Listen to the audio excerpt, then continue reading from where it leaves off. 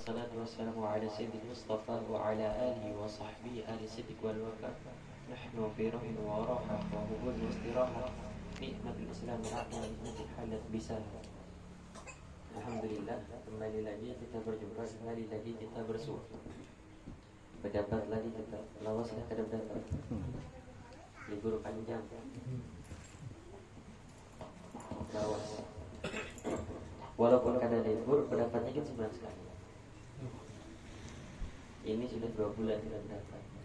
Jadi rindunya semakin bertambah. Rindunya semakin bertambah. Dan alhamdulillah kalau rindunya itu rindu untuk mencari ilmu. Alhamdulillah, semua alhamdulillah. Karena yang namanya kerinduan itu baik ketika diletakkan kepada yang baik. Kalau diletakkan kepada yang keburukan, kerinduan itu tidak ada artinya. Kerinduan adalah bukti daripada cinta. Kalau sudah cinta pasti ada yang namanya rindu. Pasti ada yang namanya rindu. Karena tidak mungkin bagi seseorang merindukan seseorang lain, merindukan orang lain kalau dia tidak cinta. Kalau dia tidak cinta. Dan cinta terbesar seorang lelaki adalah ketika dia sudah menafkahi keluarganya. Ini cinta yang paling besar. Tetapi sering disalahartikan kawan binian. Sering salah diartikan. Bininya menyambut dia ini kada sayang lawan. Maksud dari awal pernikahan sampai wahini, makan ditanggung, listrik dibayar, banyu ada. Itu apa kalau bukan cinta? Kalau memang kita tidak cinta dengan istri kita, tidak cinta dengan keluarga kita, buat apa kita capek-capek bekerja untuknya? Jadi nafkah, ketika seorang pria sudah memberikan nafkah kepada keluarganya, itu adalah bukti cinta terbesar. Cinta yang tersirat bukan tersurat. Cinta yang ditampakkan bukan diucapkan. Cinta yang luar biasa. Bismillahirrahmanirrahim. Kembali ke dalam kitab Fawaidul Mukhtarah, yang mana masuk dalam bab Al-Adab Ma'a Kabir. Bagaimana adab kita dengan orang yang lebih tua daripada kita. Adab. Sebagaimana dulu pernah dijelaskan. Dulu di sini ulun pernah menyambat juga di sini penuh badah. Orang tua itu ada karena beberapa hal. Orang tua. Ada yang tua memang karena usianya. Tua karena memang usianya. Ada. Itu orang tua. Ada orang tua karena ilmunya dituakan. Ada orang tua karena kepemimpinan. Ada orang tua. Itu semuanya disebut orang tua. Guru orang tua kita. Orang yang mempunyai ilmu orang tua kita. Pemimpin kita siapa? Pemimpin kita orang tua kita. Pemimpin kita. Tapi yang lebih dikhususkan di sini orang tua yang memang usianya lebih di atas kita.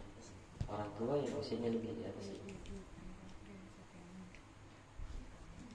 Di sini dikatakan inna man waqara shaykhan qayyadallahu lahu man waqara lahu may yuwaqqir an dzalika an yadulla ala annahu yatul umruhu.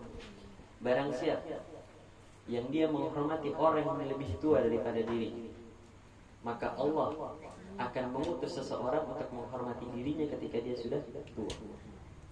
Dari perkataan ini kita mendapatkan beberapa kemungkinan. Kemungkinan yang pertama dipanjangkan usia kita oleh Allah Subhanahu wa taala.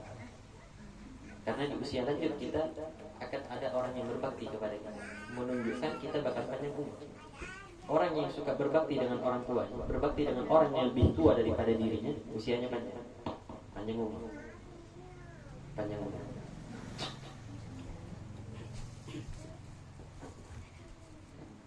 Dan kalau kita ingin panjang umur dengan barokah, dari masa muda kita sudah memuliakan orang yang lebih tua daripada kita. Memuliakan dengan sebisa kita memuliakan.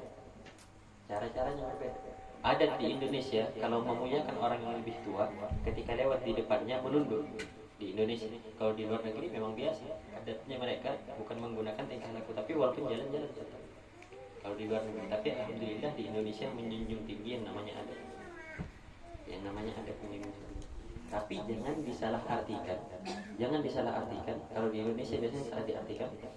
Ketika seorang keluarga, ada misalnya keluarga kita atau adik kita salaman dengan istri kita. Adik kita misalnya laki-laki salaman dengan istri kita, ini tidak boleh. Tapi karena adat di Indonesia membiasakan hal itu. Sebenarnya tidak boleh hal itu. Ipar tidak boleh bersalaman. Kalau misalnya adik kita laki-laki mau salaman dengan istri kita, tidak boleh salaman, batal wudhunya. Tidak sah, karena bukan mahramnya. Tidak boleh sebenarnya. Jangan dibiasakan. Kalau di Indonesia kita punya adik laki-laki tidak salaman ke istri kita, dibilang kurang ajar kan? Dibilang kurang ajar. Atau ada sebagian wanita yang ingin bersalaman kepada Habib misalnya, kepada guru misalnya, itu kurang. Kalau memang usianya sudah menyentuh balik, jangan menyentuh balik. Kalau mau tabarruk boleh, dengan syarat ketika kita memandangi sudah ada nafsu lagi, boleh. Ini pernah terjadi ketika Imam Syafi'i bersalaman dengan Sayyidatun Nafisah, kalau tidak salah namanya. Imam Syafi'i bersalaman dengan wanita Sayyidatun Nafisah, masih keturunan Rasulullah, masih cucu Rasulullah, bersalaman untuk mengharapkan doa dan berkah. Tapi ketika itu Sayyidahnya sudah tua usianya, sehingga tidak ada syahwat lagi untuk pada beliau, tidak ada syahwat lagi.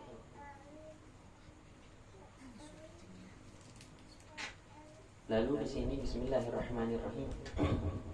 Dari hadis tadi, dari perkataan tadi membuktikan perkataan kama tadi tidak, sebagaimana kita memperlakukan seseorang, seperti itu kita akan diperlakukan. Sebagaimana kita memperlakukan seseorang, seperti itu akan diperlakukan.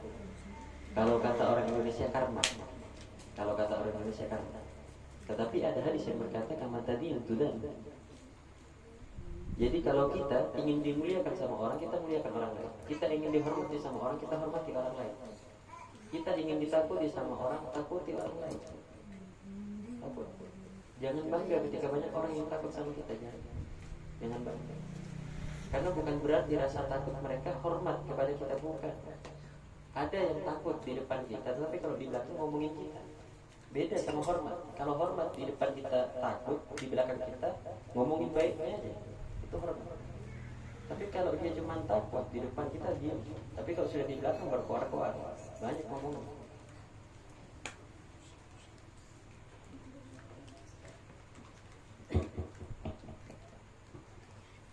Lalu di sini dikatakan man taraka safal awal mukhafatan an yudayyiqa ala ahli.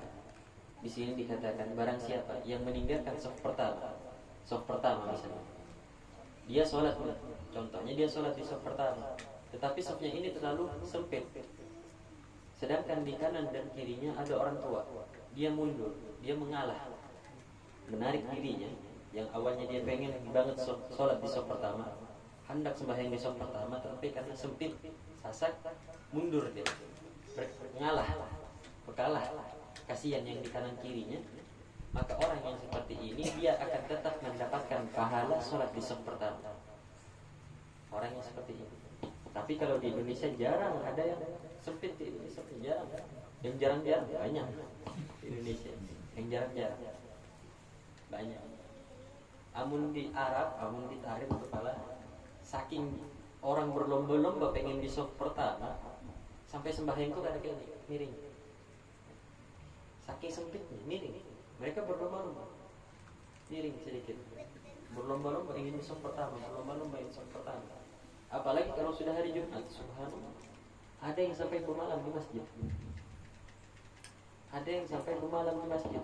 Kita munkada mendengar imam Allahu Akbar kata, imam Allahu Akbar hanya turun, imam salam sudah di tempat sandal. Jangan. Jadi usahakan semangat untuk hadir di saf pertama. Kalau salat semangat di saf pertama, semangat. Kalau di Indonesia banyak kosongnya biasanya. Bahkan dikatakan oleh sebagian ulama, kalau memang kita sholat di depan ada yang kosong tapi tidak ada yang ngisi, boleh kita lewati orang-orang kosong. Orang-orang yang kada mau maju boleh kita lewati. Kamu sudah kada mau maju, nanti dipaksa kayak apa? Karena di Indonesia lebih sayang lawan sajadah daripada tempat. Di Indonesia yang namanya sejadah, misalnya kamu sudah sembahyang berempat sejadah, hendak maju mau ambil sejadah lagi. bahasanya sudah PW, sudah nyaman dah. Apalagi di Parak Tihang, Allah, Parak Tihang di bawah kipas, iya dah.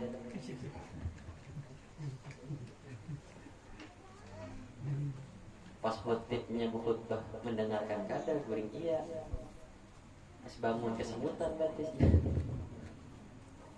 Jangan, biasakan dalam diri, tanamkan dalam diri untuk senantiasa berlomba-lomba maju ke pertama, maju ke pertama. Dibiasakan. Kalau memang mau ngalah, ada orang tua, kita dahulukan. Kalau orang tuanya mau, maju silahkan. Kalau orang tuanya mau. Kalau orang tuanya tidak mau, ya jangan. Kalau orang tuanya tidak mau. Ulun ini pernah kejadian pas sholat Jumat. Dari awal datang ke masjid itu terlalu semangat, alhamdulillah, lagi kena semangatnya sholat Jumat. Berangkatlah jam 8. Awal niat bagus, mau sholat, mau baca Al-Quran. Awal niat bagus, dapat di sop 2, dapat di sop 3. Karena orang Arab itu sudah semangat, dia mau maju itu sudah semangat. Dan di sop pertama kita tidak boleh maju, bukan karena kita terlambat, bukan, tapi memang yang di sop pertama ini orang-orang tua, habaib dan para guru gitu. Jadi kita adab dari mereka agar tidak mengambil tempat mereka, jangan ambil tempat mereka. Bahkan Habib Umar kalau Jumat tak jadi imam. Habib Umar sholat di saf pertama, tak jadi imam Habib Umar. Jadi kita ada di belakang mereka. Sudah awal-awal masih banyak ibadah dikerjakan. Pas sudah imamnya datang, khotibnya datang, khutbah, ngantuknya kumat. Parak Tihang, Pak.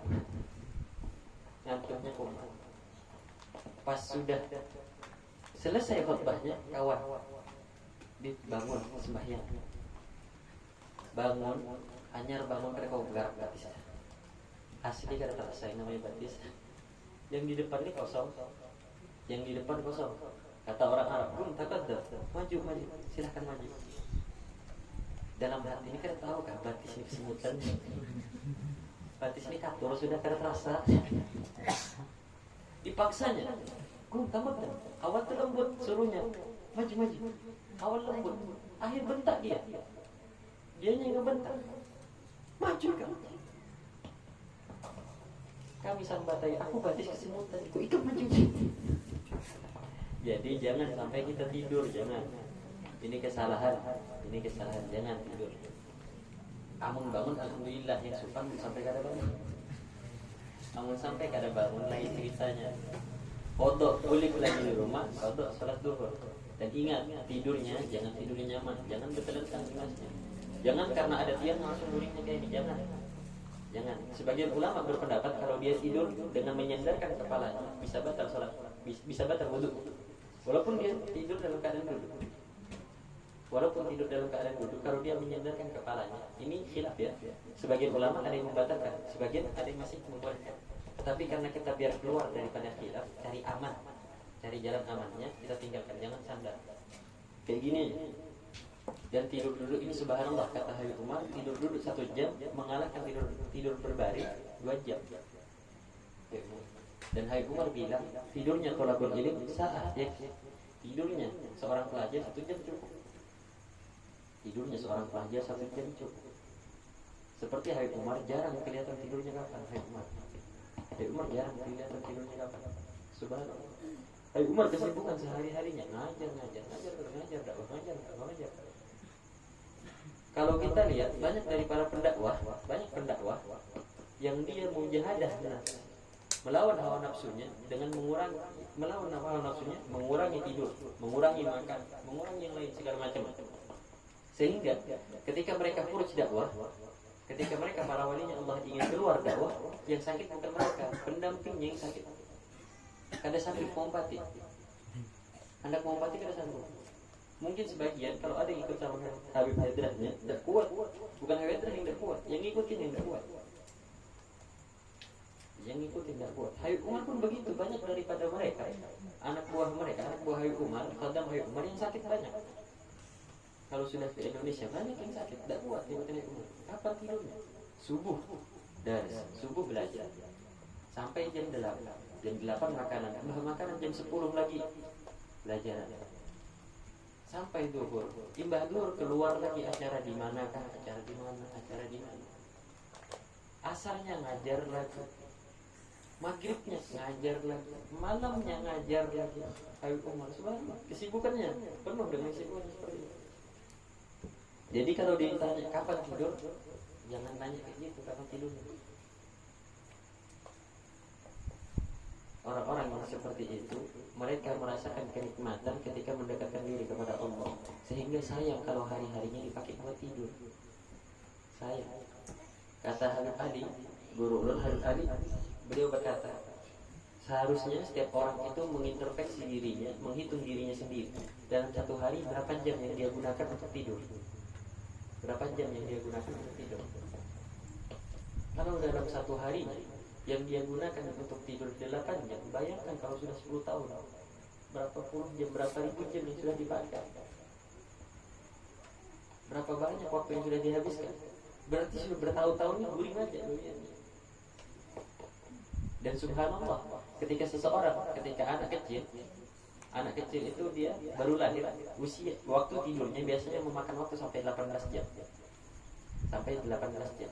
Jadi akan halus, bukan akan bayi yang baru lahir, guringnya terus gawiannya. Memang seperti itu hakikatnya. Nanti kalau sudah masuk di usia balita, jadi 12 jam, setengah hari. Seperti itu, bertambah usia. Kalau sudah sampai di angka 30 tahun, nanti tidur cuma 4 jam cukup. Seringnya malam 4 jam. Tidur malam, tapi bangun sebentar. Tidur siang, tapi sebentar. Tidak bisa lama lagi. Makanya kalau anak kecil disuruh tidur siang, nangis. Tapi kalau sudah tua, nangis dulu baru bisa tidur siang. Orang anak kecil pengen cepat tua, yang tua ini pengen anak jadi kanak-kanak lagi. Karena banyak dari bebannya. Apalagi yang lakian, amun sudah duduk di teras rumah lawan rokok dan kopinya, masa depan tuh. Itu masa depan yang dipikirkan. Masa depan yang dipikirkan. Kalah presiden. Presiden masih ada yang nanggung, duitnya masih ada. Amun sudah kandidat tanggungan, parai.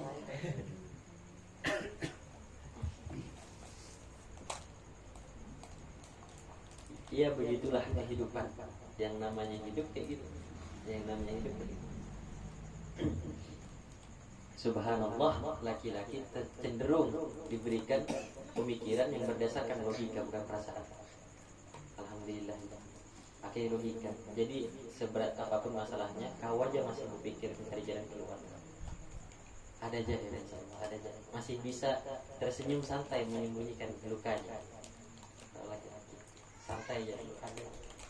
Biasanya laki-laki ini, namun ada kawannya yang bercurhat, kawannya mendengarkan sih. Kawan mendengarkan. Ada dalam hati aku nih, makin lagi. Anu nasikkah kita? Jangankan ikan batu ini tahu rawat kisahku nangis. Yang namanya hidup itu macam-macam, ada pasang surutnya. Amun begawi lawan orang nyamannya satu, gaji sudah pasti. Amun begawi ada lawan orang, jadi penceramah, amun ada duitnya, amun sudah cerita sudah aja dah. Apa lagi? Tawakalnya sudah, bismillah jalani apa lagi? Karena apa? Karena Allah tidak akan pernah memberikan cobaan yang tidak bisa kita terima. Pasti seberat apapun cobaannya ada jalan keluar. Kalau tidak percaya, kita ingat masa lalu. Pernah tidak kita berada di titik terendah kita? Kalau kita pernah berada di titik terendah itu, ya sudah, berarti ke depannya ada jalan keluar. Pasti ada jalan keluar. Bohong kalau Allah tidak kasih jalan keluar. Bohong. Kita harus pikirkan anak kecil yang ada di dalam perut ibunya bisa kenyang. Apalagi kita yang ada di luar. Kitanya aja gimana? Kurang bersyukur kepada Allah Subhanahu wa taala.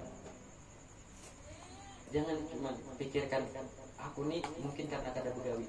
Bukan itunya, tapi kedekatan kita kepada Allah. Mungkin kita sholat kita bolong-bolong.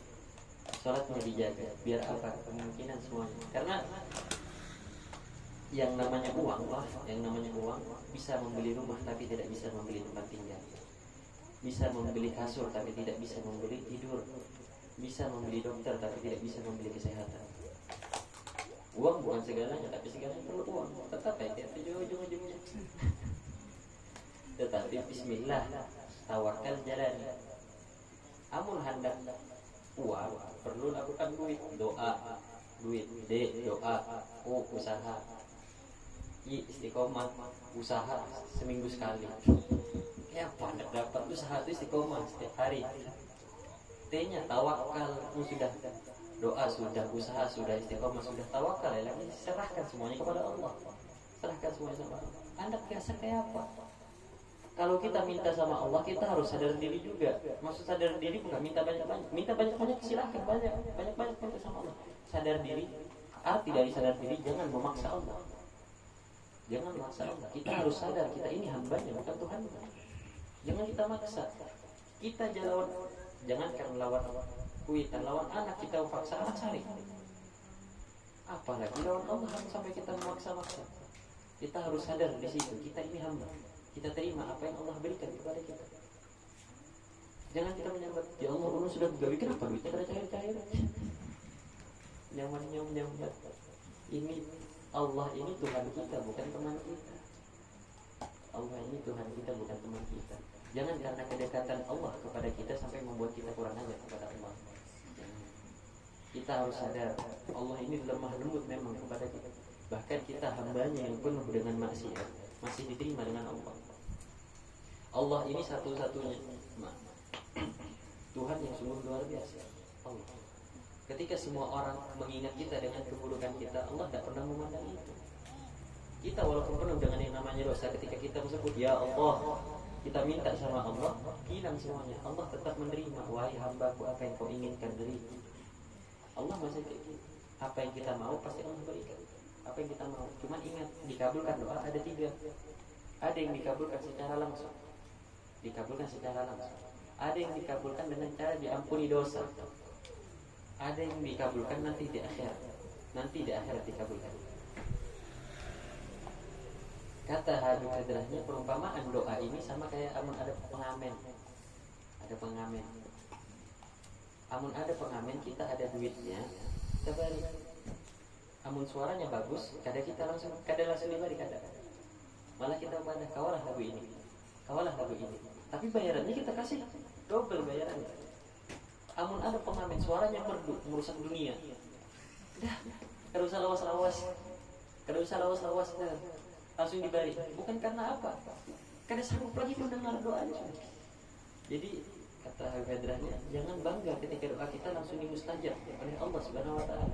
Takutnya Allah tidak suka dengan rintihan itu. Takutnya. Jadi kita mengintrospeksi dulu. Kita menghisap diri kita sendiri, mengintrospeksi diri sendiri.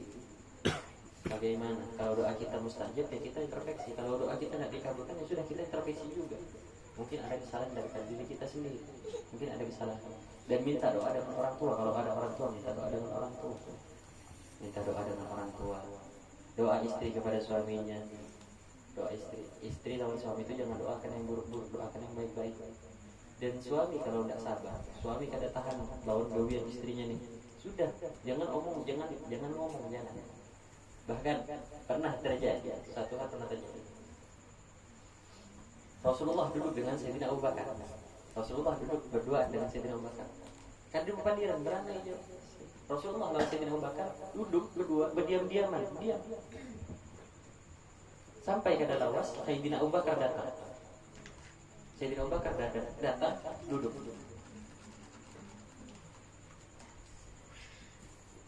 Sayyidina Rasulullah duduk dengan Sayyidina Abu Bakar. Kada lawas Sayyidina Umar datang. Sayyidina Umar ini melihat Rasulullah lawan Sayyidina Abu Bakar diam, kada tahan. Pertama ini Sayyidina duduk juga diam juga. Tapi diam-diaman nih. Apa maksudnya Sayyidina Umar? Kada tahan. Akhirnya jadi Sayyidina Umar, ya Rasulullah, aku datang kepadamu untuk mengadu tentang keadaanku. Tapi mengapa kau semua diam? Kata Rasulullah, apa keluhanmu wahai Umar? Apa yang kau keluhkan wahai Umar? Ya Rasulullah, aku mengeluh istriku di rumah. Aku mengeluh akan keadaan istriku di rumah. Kata Sayyidina Umar. Sayyidina Abu Bakar, sebenarnya aku sama ya Rasulullah. Ujar Sayyidina Abu Bakar. Jadi Sayyidina Umar keluar dari rumah karena munak lawan bininya sudah. Kada sanggup lagi. Tapi Sayyidina Umar diam, keluar dari rumah diam. Sayyidina Abu Bakar sama juga. Rasulullah tersenyum ketika mendengar omongan Sayyidina Umar dan Sayyidina Abu Bakar. Tersenyum. Ujar Rasulullah, aku keluar dari rumahku karena dua anak-anak. Karena istri Rasulullah anak Sayyidina Umar lawan anak Sayyidina Abu Bakar. Aku keluar dari rumahku karena anak-anakmu. Nasib dia lagi. Jadi sunnah ya, sunnah. Amun laki sudah kada sanggup lawan padiran ini keluar. Pilih keluar ya bawa unjun ke sudah. Karena apa? Karena kalau tahan terus, takutnya terjadi kekerasan. Jangan. Perempuan itu kalau sudah marah, dengar aja. Anda kayak apa? Biar Jibril turun percuma. Kamu sudah binian Sarik, biar Jibril turun. Karena bakal didengarkannya juga. Namun sudah gitu anak dia apakan? Makanya sampai surah dalam Al-Quran ada An-Nisa, surah perempuan sampai ada dalam Al-Quran. Wah subhanallah, isinya hal-hal yang rumit. Contoh hal yang rumit. Wasiat. Di dalam surah An-Nisa, wasiat. Lalu yang ada dalam surah An-Nisa hal-hal yang dibenci oleh perempuan. Di awal-awal. Fankihu ma taba lakum minan nisa'i masna wa thulatha wa ruba'. Disuruh poligami di Al-Qur'an di surah An-Nisa. Surah perempuan bukan. Dan ini hal yang paling dibenci oleh wanita. Subhanallah. Jadi kalau sudah binian sari, jangan dikasih ayat Al-Qur'an, jangan dikasih ayat Al-Quran. Kita dengarkan saja. Perempuan, subhanallah, perempuan kalau didengarkan itu dia akan berubah moodnya nanti. Selesai. Didengarkan. Dengarinya, dan aja. Walaupun dalam hati ini kau menjawab, sudah jangan. Kalau sudah tenang baru kita jelaskan. Kalau sudah tenang, tapi kalau tenang sudah ya. Kamu kada tenang. Jangan kalau sudah memang sudah tidak kuat lagi keluar. Karena kalau sudah keluar pasti pusat juga dicari juga. Pasti. Kisah aja sarik-sarikan. Isuknya tetap bayi juga mandi. Kisah dan sarik-sarik. Rumah tangga ini banyak cobaan. Macam-macam rumah tangga. Tapi ingat, ketika ada permasalahan dalam rumah tangga, jangan ceritakan kepada orang lain. Jangan diceritakan kepada orang lain.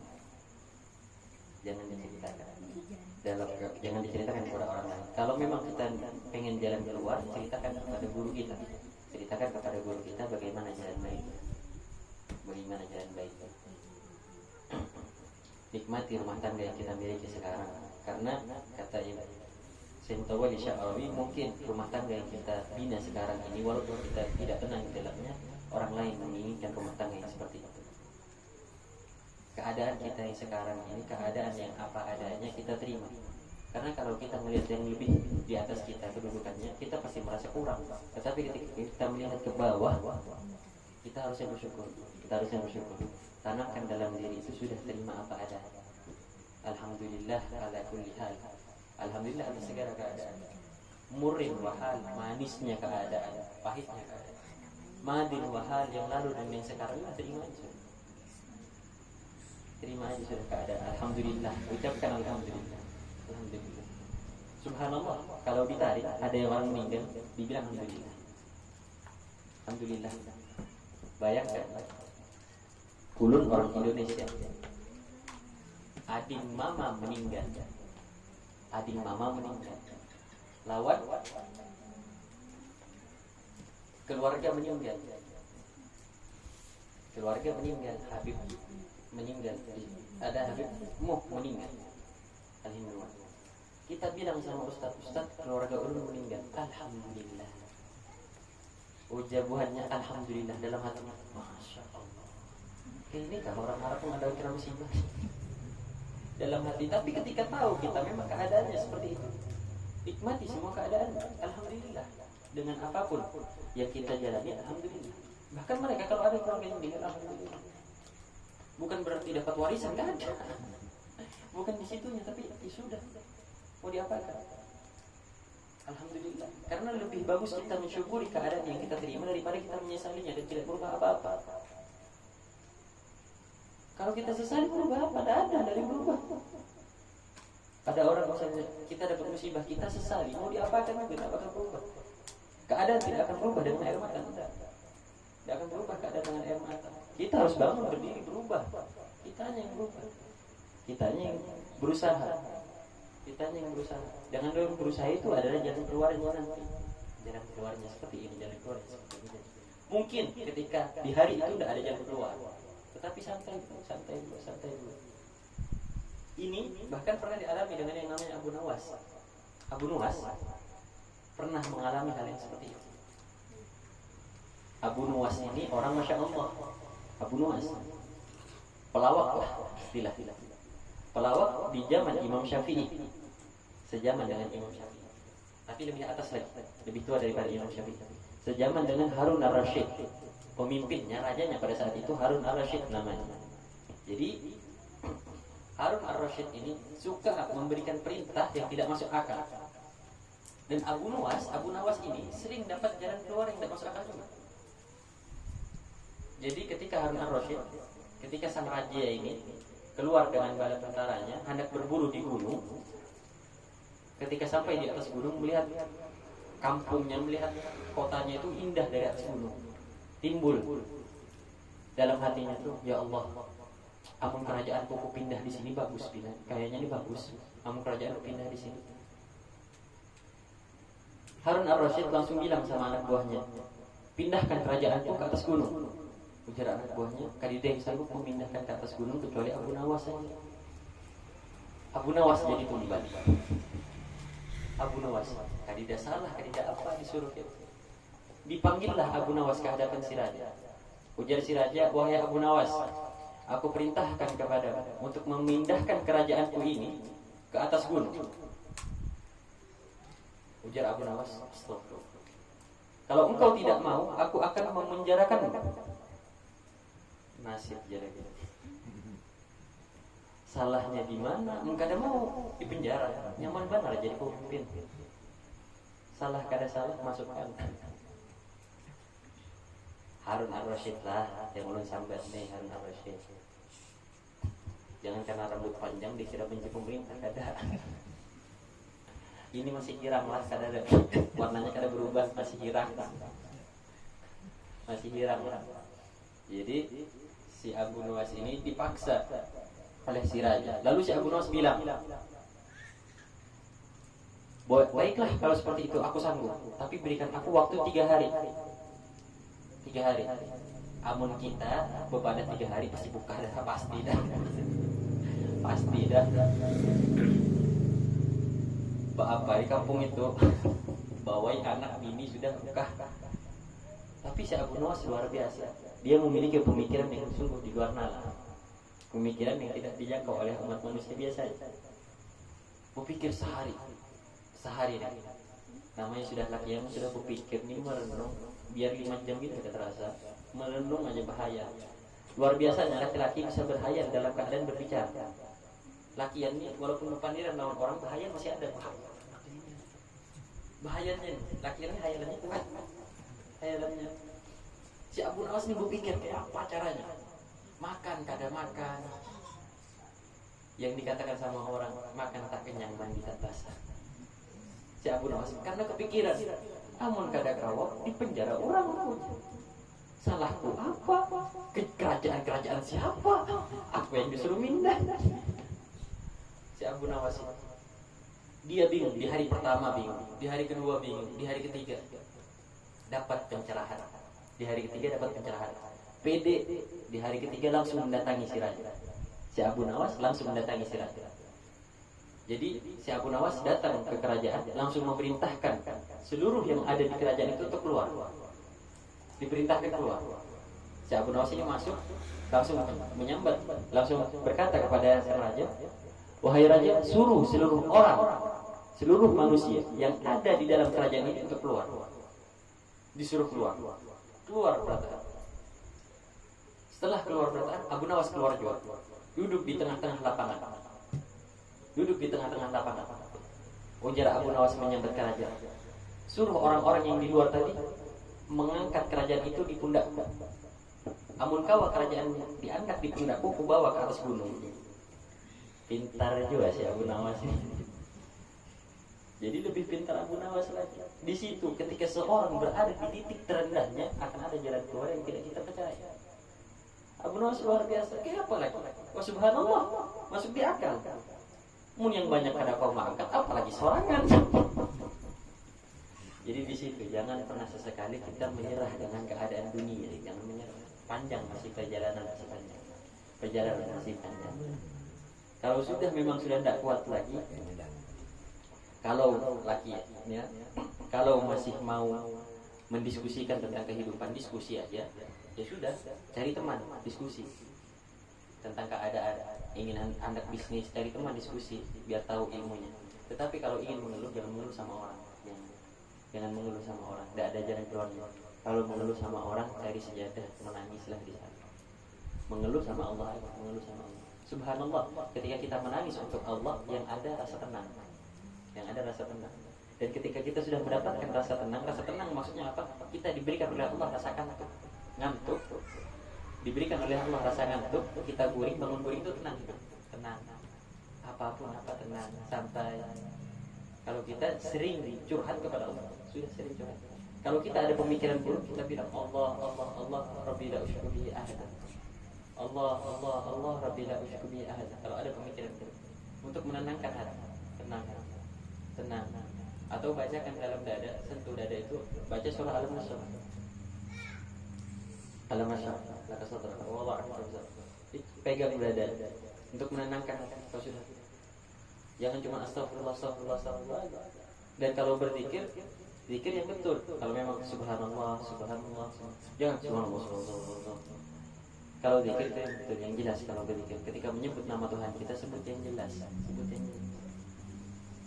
Sebut yang jelas. Sebut yang lengkap.